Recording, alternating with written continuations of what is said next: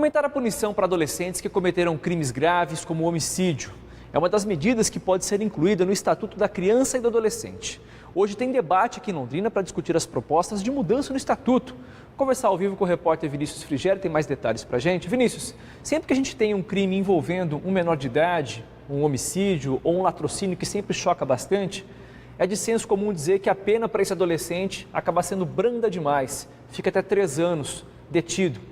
Essa mudança no Estatuto, justamente para evitar isso, para aumentar a pena, o que está sendo discutido, hein, Vinícius? Boa tarde. Boa tarde, Gustavo. Esse é um assunto polêmico, atual, discutido entre a sociedade e também no Legislativo.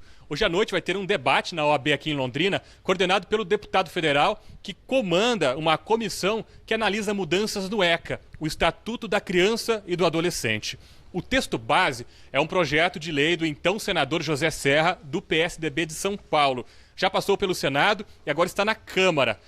Na Câmara, esse projeto encontrou mais de 50 propostas de alterações no Estatuto da Criança e do Adolescente. E aí, para reunir todas essas propostas, foi criada uma comissão. O pessoal da comissão está percorrendo o país, ouvindo ideias da sociedade e dos profissionais da área. Nós preparamos uma reportagem mostrando quais são as principais propostas de alteração e ouvindo especialistas e também um menor que está apreendido. Veja.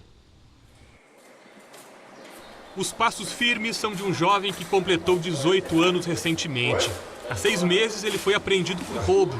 Antes havia sido condenado por homicídio. Vou falar pra você que cadeia é bom, né, cara? Mas eu acho que se eu tô aqui, né, cara, se for ver pelo lado espiritual, Deus tá dando uma oportunidade, né, de fazer diferente, né, cara? Casos como o deste jovem podem ter uma punição mais grave. É o que defende o deputado federal pelo Paraná, Aliel Machado, da Rede. Ele é relator da Comissão Especial da Câmara dos Deputados, que analisa mudanças no ECA, o Estatuto da Criança e do Adolescente. São mais de 50 propostas de alterações. Entre elas estão o aumento no tempo de internação de menores que cometeram crimes contra a vida, como homicídios. Hoje o máximo são 3 anos. Outra mudança seria implantar um tempo mínimo de internamento de acordo com a infração cometida. Atualmente, o mínimo é de 6 meses para todos os atos infracionais.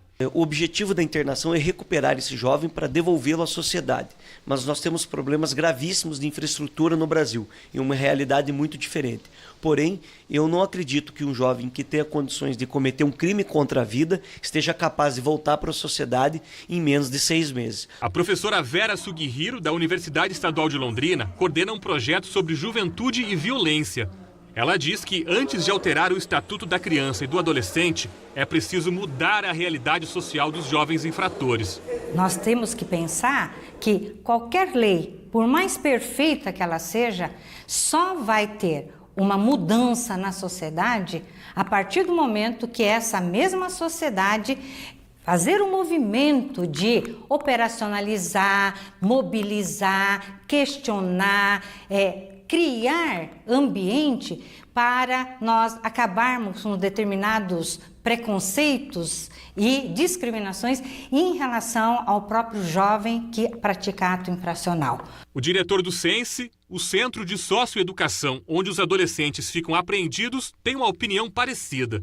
Ele diz que aumentar o tempo de internamento não vai resolver o problema da criminalidade juvenil. Privar um adolescente com 12, 13, 14 anos, 5, 6 anos, sair com 20 anos aqui dentro, então assim, a vida toda de formação dele realmente, ele passou aqui dentro, então assim, que perspectiva nós vamos ter? Você vai voltar para casa dele naquele bairro vulnerável, sem trabalho, às vezes, ou sem emprego, a família continua com a mesma condição, porque ninguém foi atrás da suporte para a família, o posto de saúde continua sem estrutura adequada, então assim, eu acho que é buscar outros caminhos, né? O adolescente mostrado no início da reportagem estuda para prestar vestibular e sonha em ser fotógrafo.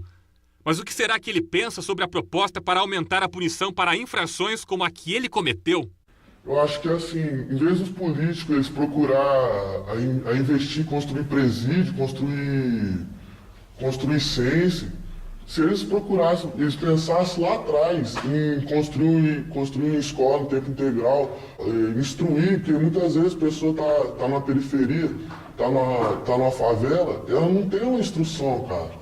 Ela não tem quem apoia ela a estudar, a fazer o bem, entendeu? Porque ela cresce vendo a coisa errada, entendeu?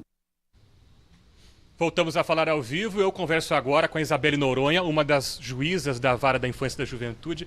Doutora, boa tarde. Aumentar o tempo de internação é a solução para os menores infratores? No nosso entendimento, essa seria a medida menos eficaz para a solução dos menores infratores no país. Nós acreditamos que investimento em educação, lazer, profissionalização, estrutura familiar, medidas a longo prazo farão com que a situação do jovem em conflito com a lei melhore e a sociedade fique mais segura. A senhora defende outras mudanças no Estatuto da Criança e do Adolescente?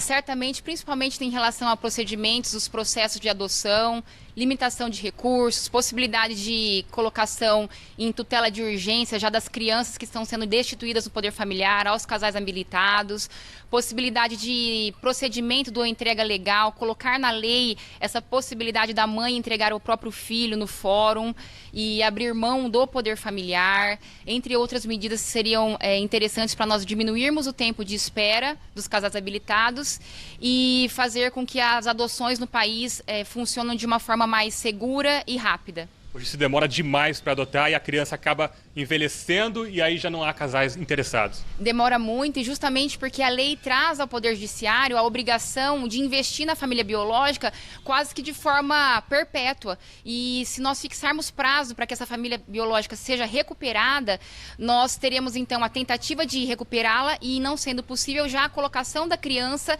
numa família para adoção. Com relação às medidas protetivas, quando a criança sofre algum tipo de violência e tem que ser retirada do lar? Isso, é um processo contraditório, nós temos que citar a família biológica, mas nós poderemos, dentro de medidas de proteção, fixarmos prazos objetivos para que o juiz possa verificar até onde ele pode ir no contraditório e na amplitude de defesa para que essa criança não cresça no abrigo e inviabilize a possibilidade de adoção.